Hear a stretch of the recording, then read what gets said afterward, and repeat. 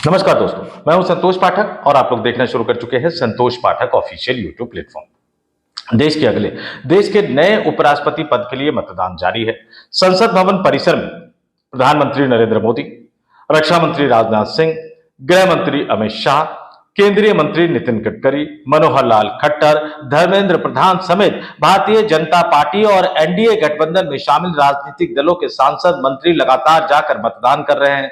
वहीं विपक्षी गठबंधन की तरफ से मैं जिक्र करूं तो कांग्रेस पार्टी की पूर्व राष्ट्रीय अध्यक्षा सोनिया गांधी, कांग्रेस पार्टी के वर्तमान राष्ट्रीय अध्यक्ष मल्लिकार्जुन खड़गे, राहुल गांधी, केरल के वायनाड से लोकसभा सांसद प्रियंका गांधी, समाजवादी पार्टी के मुखिया अखिलेश यादव सहित विपक्षी गठबंधन के भी तमाम सांसद दिग्गज नेता संसद भवन जाकर अपने अपने मताधिकार का इस्तेमाल कर रहे हैं। शाम के 5 बजे तक मतदान होना है, 6 बजे से काउंटिंग शुरू होगी। लेकिन इस वक्त जो बड़ी खबर निकलकर सामने आ रही है वो भारत के पड़ोसी देश नेपाल से निकलकर सामने आ रही है। और अब नेपाल में आशंका ये जताई जा रही है कि वहां भी पाकिस्तान की तरह, श्रीलंका की तरह, बांग्लादेश की तरह तख्ता पलट होने जा रहा है। और जिस तरह से बांग्लादेश की प्रधानमंत्री शेख हसीना को बांग्लादेश छोड़कर भागना पड़ा था, भारत में आकर राजनीतिक शरण लेना पड़ा, वो वर्तमान में भारत में ही एक गुप्त ठिकाने पर भारत सरकार की सुरक्षा में रह रही हैं। ठीक उसी तरह से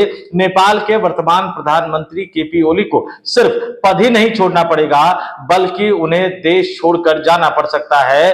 नेपाली मीडिया की कई रिपोर्ट्स ये बता रही है कि शेख हसीना की तरह नेपाल के वर्तमान प्रधानमंत्री केपी ओली भी देश छोड़कर भागने की तैयारी कर रहे हैं और वो स्वास्थ्य के नाम पर, इलाज करवाने के नाम पर दुबई भागने की तैयारी कर रहे हैं। हालांकि सही खबर क्या है, किस तरह से दिन भर घटनाक्रम चलता रहेगा, वो ताजा खबरें लगातार आती रहेंगी। लेकिन इस बीच आज तक ने खबर ब्रेक की है नेपाली सेना के हवाले से कि नेपाल के आर्मी चीफ ने प्रधानमंत्री ओली साहब को पद छोड़ने की सलाह दे दी है, इस्तीफा देने की सलाह दे दी है। और ध्यान रखिएगा, नेपाल में प्रदर्शनकारी, जो युवा प्रदर्शनकारी है, जो जैन जेड के प्रदर्शनकारी कहे जाते हैं, वो राष्ट्रपति भवन में घुस गए हैं, वो प्रधानमंत्री भवन में घुस गए हैं, वो कई केंद्रीय मंत्रियों के आवास को उन्होंने मटियामेट कर दिया है।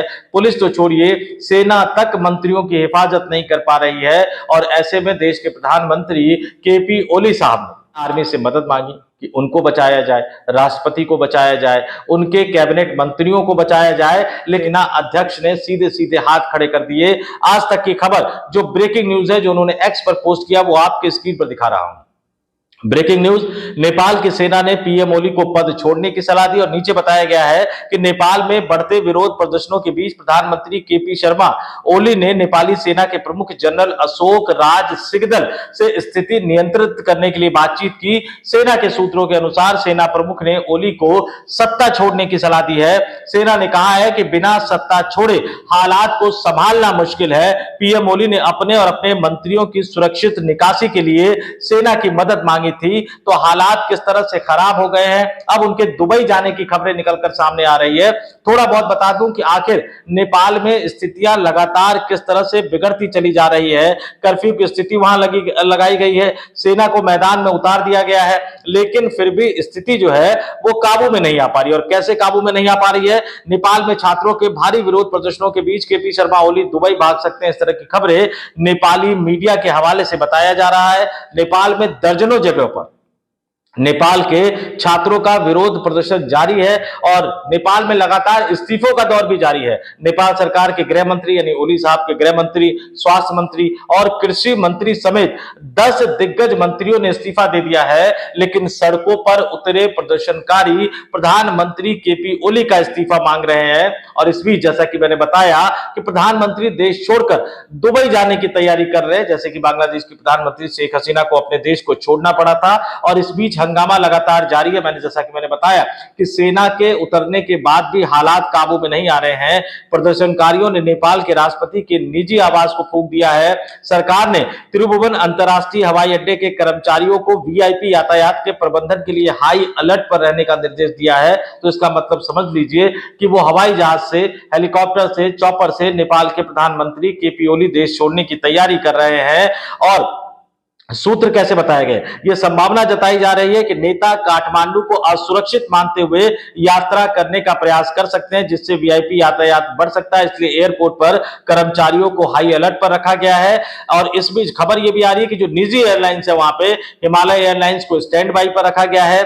बढ़ते राजनीतिक उथल पुथल और कई मंत्रियों के इस्तीफों के बीच ओली ने, ये बताया जा रहा है, ये भी सूत्रों के हवाले से आ रहा है कि ओली ने नेपाल से विदा होने से पहले अपने उप प्रधानमंत्री को कार्यकारी जिम्मेदारी सौंप दी है। दूसरी तरफ हालत यह हो गई है कि जिनको उन्होंने प्रधानमंत्री पद की कार्यकारी जिम्मेदारी सौंपी है, उन उप प्रधानमंत्री के आवास पर भी प्रदर्शन किया गया, पथराव किया गया है।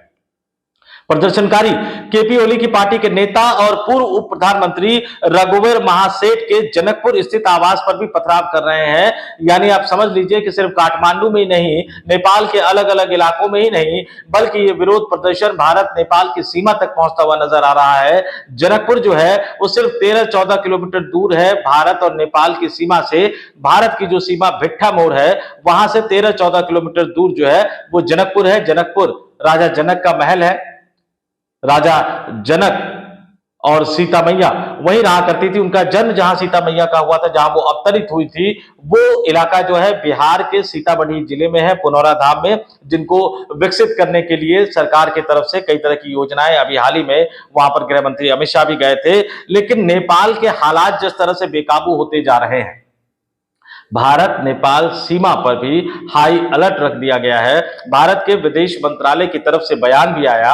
और यह विरोध प्रदर्शन शुरू क्यों हुआ? क्योंकि नेपाल की सरकार ने फेसबुक, यूट्यूब, ट्विटर, इंस्टाग्राम सहित 26 सोशल मीडिया प्लेटफॉर्म्स पर प्रतिबंध लगा दिया था। हालांकि यह भी कहा जा रहा था कि उन्होंने चीन के सोशल मीडिया प्लेटफॉर्म्स पर कोई प्रतिबंध नहीं लगाया। चीन के जो सोशल मीडिया प्लेटफॉर्म्स थे वो लगातार चल रहे थे।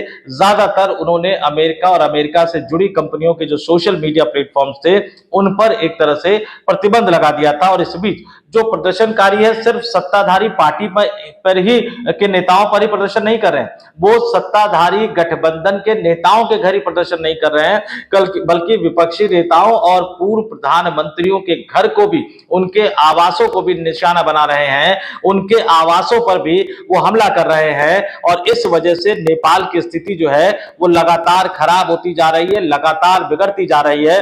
पूर्व प्रधानमंत्री की अगर मैं बात करूं, पुष्प कमल दहल उर्फ प्रचंड, जो माओवादी नेता है, शेर बहादुर देवबा, इनके घर पर भी पत्थरबाजी की गई है, पथराव किया गया है, आगजनी की गई है। इस्तीफों का दौर लगातार जारी है। मंत्री एक के बाद एक इस्तीफे दे रहे हैं। नेताओं के घर पर विरोध प्रदर्शन लगातार जारी है। राष्ट्रपति भवन हो या प्रधानमंत्री आवास हो, हर जगह प्रदर्शनकारी पहुंच गए हैं। कल ही प्रदर्शनकारी संसद भवन पहुंच गए थे। और ऐसे हालात में, नेपाल के ऐसे खराब होते हालात में, अब जो आशंका जताई जा रही है कि नेपाल के प्रधानमंत्री देश छोड़कर भागने की तैयारी कर रहे हैं। यहां पर सवाल गहरे हैं। जेड प्रदर्शनकारी, युवा प्रदर्शनकारी जिस तरह से विरोध प्रदर्शन कर रहे हैं, उनके तरीके को सही नहीं ठहराया जा सकता।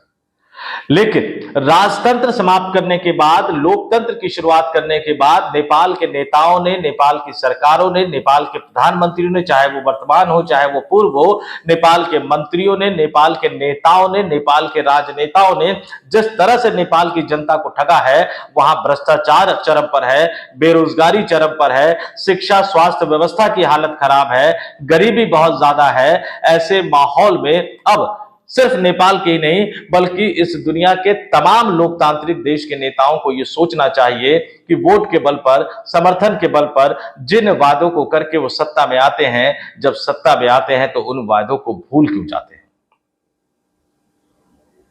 जनता आपको बड़े भरोसे के साथ, बहुत ही विश्वास के साथ वोट देती है, चुनती है, आपको सत्ता में बिठाती है। आप सत्ता का आनंद लेते हुए नजर आते हैं। आप सत्ता का आनंद लीजिए, आप सत्ता का भरपूर आनंद लीजिए, लेकिन कम से कम जो वादे करके आप आए हैं उन वायदों को तो पूरा कीजिए।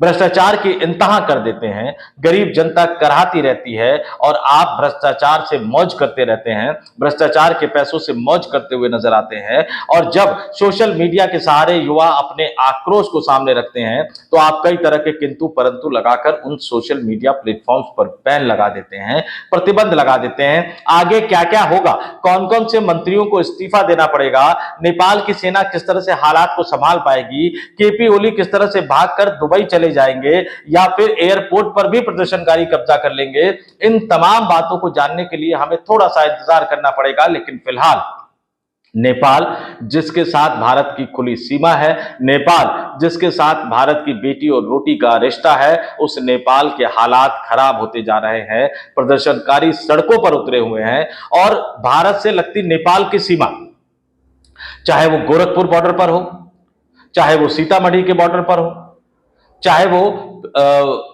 लखीमपुर खीरी के बॉर्डर पर हो, चाहे वो उत्तराखंड के बॉर्डर पर हो, भारत से लगती नेपाल की जितनी सीमा है वहां पर चौकसी बढ़ा दी गई है। नेपाल के हालात पर भारत की कड़ी नजर निगाहें बनी हुई है। लेकिन हमें इस बात का खास ध्यान रखना होगा कि नेपाल के इस बिगड़ते हुए हालात का, नेपाल के इस बिगड़ रहे हालात का, नेपाल के युवाओं के गुस्से का फायदा कहीं चीन जैसा देश न उठा ले। अमेरिका के फ्रंट पर तो गलती हो ही गई, चीन के फ्रंट पर तो गलती हो ही रही है। बांग्लादेश को आप बचा नहीं पाए, पाकिस्तान आपके साथ है नहीं, श्रीलंका किंतु परंतु में लगा हुआ है। दिक्कत भूटान को भी कई तरह से हो रही है। लेकिन नेपाल जैसे देश का हाथ से जाना भारत की विदेश नीति के लिए एक बहुत बड़ी चोट होगी। तो हम मोदी सरकार से इतना ही कहेंगे कि नेपाल के हालात पर गहराई से नजर बनाए रखे और जहां जरूरत पड़े उनकी संप्रभुता, उनकी अखंडता, उनकी एकता, उनकी स्वतंत्रता का मान सम्मान रखते हुए भारत वहां के लोगों की, भारत वहां के नेताओं की जान माल की हिफाजत करने के लिए अपना योगदान दे। अगर बातचीत के प्रोसेस को शुरू करवाने में भारत एक महत्वपूर्ण योगदान दे सकता है तो निश्चित तौर पर आगे बढ़कर भारत को इसका योगदान देना चाहिए। और भारतीय लोग नेपाल में रह रहे हैं उनकी सुरक्षा को लेकर भी एक तरह से एडवाइजरी जारी की गई है। लेकिन ध्यान रखिए कि जब बॉर्डर खुला है, रोजाना का आना जाना है, काम धंधे है, शादी ब्याह की रिश्तेदारी है, तो आप कब तक नेपाल जाने को रोक सकते हैं। लेकिन फिर भी अपना ख्याल रखिए, सुरक्षित रहिए और जहां जहां बवाल मचा हुआ है उन इलाकों में जाने से फिलहाल परहेज कीजिए। तो इस वीडियो में इतना ही। मुझे यानी संतोष पाठक को दीजिए इजाजत। आप लोग कमेंट करके जरूर बताइएगा कि नेपाल के वर्तमान हालात के लिए आप किसको दोषी मानते हैं। नेपाल में जो कुछ हो रहा है वो दुनिया के अन्य देशों के नेताओं, प्रधानमंत्रियों के लिए किस तरह से एक बड़ा सबक बन सकता है अगर वो उससे सबक लेना चाहे, अगर वो उससे सबक सीखना चाहे तो फिलहाल इस वीडियो में इतना ही। मुझे यानी संतोष पाठक को दीजिए इजाजत। जाते जाते अपील, आग्रह, संतोष पाठक ऑफिशियल यूट्यूब प्लेटफॉर्म को सब्सक्राइब जरूर कीजिएगा। अगर आप हमें ज्वाइन कर सकते हैं स्पेशल व्यूवर के तौर पर, एक मेंबर के तौर पर, तो आगे बढ़िए, ज्वाइन वाला बटन दबाइए। सिर्फ 89 रुपए में आप हमारे स्पेशल व्यूवर बन सकते हैं, हमें ज्वाइन कर सकते हैं। नमस्कार।